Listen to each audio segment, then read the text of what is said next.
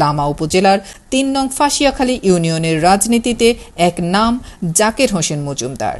জনগণের আস্থার প্রতীক, সৎ নেতৃত্ব আর নির্ভীক ব্যক্তিত্বে তিনি আজ হয়ে উঠেছেন সাধারণ মানুষের হৃদয়ের নেতা। ১৯৯৪ সালের লামা সরকারি উচ্চ বিদ্যালয় থেকে তিনি এসএসসি, ১৯৯৬ সালে এইচএসসি এবং ১৯৯৭ সালে বান্দরবন সরকারি কলেজ থেকে স্নাতক সম্পন্ন করেন তিনি।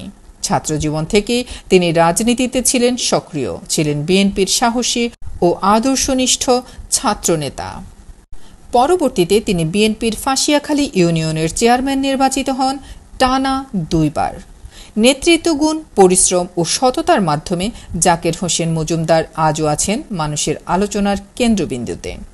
তার পিতা আমির হোসেন মজুমদার ছিলেন ফাঁসিয়াখালী ইউনিয়নের প্রতিষ্ঠাতা চেয়ারম্যান, পরপর ৪ বার নির্বাচিত জনপ্রতিনিধি এবং বান্দরবন জেলা স্থানীয় সরকার পরিষদের প্রতিষ্ঠাতা নির্বাচিত সদস্য।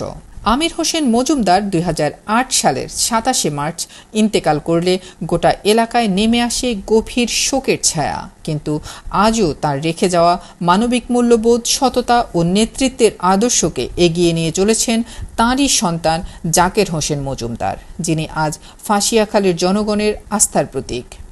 জনগণের পাশে থেকে অন্যায়ের বিরুদ্ধে লড়াই করে জাকের হোসেন মজুমদার আজ হয়ে উঠেছেন সাধারণ মানুষের ভরসার নাম। রাজনৈতিক ষড়যন্ত্র, প্রশাসনিক চাপ আর নানা বাধা অতিক্রম করে তিনি প্রমাণ করেছেন সত্যকে দমিয়ে রাখা যায় না। সাম্প্রতিক সময়ে সোশ্যাল মিডিয়ায় তার বিরুদ্ধে চলছে নানা অপপ্রচার ও কুৎসা রটনা, কিন্তু এসব ষড়যন্ত্র উল্টা প্রমাণ করেছে জনগণের হৃদয়ে তার জনপ্রিয়তা কতটা গভীর।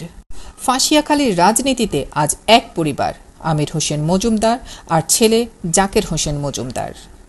রাজনীতির মাঠে জনগণের ভালোবাসার গড়া একটি নির্ভীক জনপ্রতিনিধি জাকের হোসেন মজুমদার, যিনি সত্য ও ন্যায়ের পথে অটল থেকে মানুষের হৃদয়ে স্থান করে নিয়েছেন। Desk news, Bandarban Tribune.